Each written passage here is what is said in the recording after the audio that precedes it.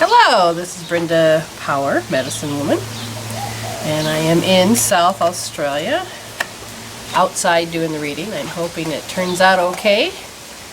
We're going to be using the Enchanted Mat by Colette Baron-Reid. This is a 3-card reading. I am hooking up with the person in mind, and as I tune in to my higher self and the connection of source, I am allowing, I can feel animals around me, and I'm asking the soul what's the highest thing that it wants to talk about. What does it want to talk about? This card flipped up first, so what we're going to do is that any cards that are towards you will be upside down. That first card that flipped up was 34 and Spark in reverse. The second card is Cleaning House. There it is.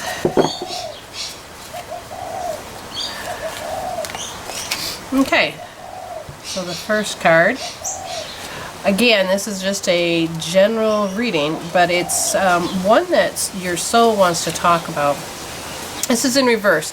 Sometimes your fire gets doused by others who don't want you to be all that you can be. So pay attention to how the voices in your head from maybe your childhood that says, oh, you shouldn't do that, but or the people around you are reflecting what you learned as a kid. However it is, just remember there is people around you, or there is a pattern that's showing up that says that no, you can't be all that. It says, in that case, you need to move away from the water lest things get too damp, which means sometimes consider the source.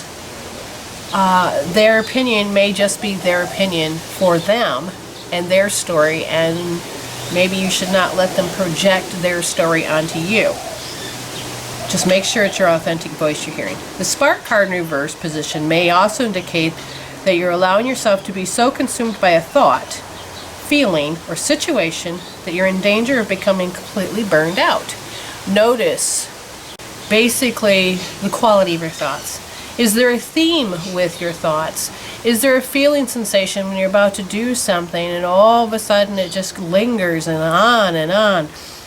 And, or, you know, again, pay attention to all your surroundings because you can resolve them. Compulsion and impulsive must be tempered now. Rest by a warm fire. Let things die down a bit. Then you'll see if this true spark will still be there. One thing about a spark is if it really wants your attention, you can't stop thinking about it. You will be aligned with the universe to make things happen. And the drive and the motivation is there. And it will something that will make you happy. Okay? And if it doesn't make you happy, then it really wasn't a spark. It was just a temporary thing. It says, if not, you can always light another fire at another time.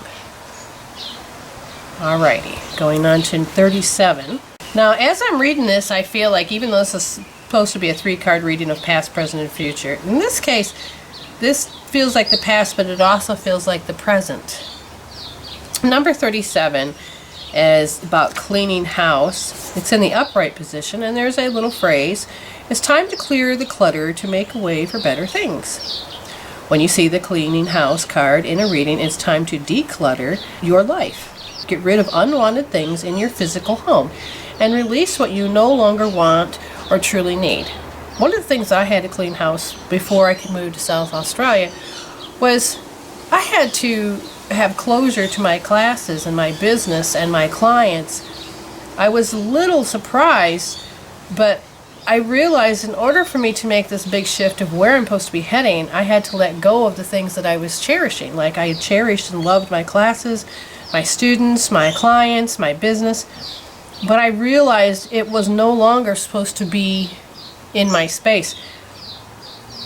Okay, so just to let you know that let it go, and if you're supposed to pick it back up again, you will. Is there any unfinished business you should address?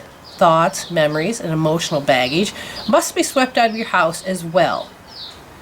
Your consciousness must be clear for you to move freely in the world. So if you look at this as a past position, the spark card, was there people in your way that interfered with your thinking and projected their idea onto how you're supposed to live your life? No matter how old you are, there are parts of you that will go into the same age that the pattern was created in. So pay attention to one of the things that you need to let go. And if you're not sure what it is, again, you can hire me to do a healing, and I can help you understand this much deeper. And the next thing it says, celebrate a spring cleaning and feel the freedom as you make way for better things. Look at what you've resisted discarding and be honest about its value. Be honest. Clean house. Especially if you're moving in a direction of health and there's a particular way that you're doing things and you think it's the right way to do it, how about changing the pattern? Start looking for something else and start opening up, because if you're in this particular position, even though it might be right for some, it just may not be right for you. You have to come in alignment with what is best for you.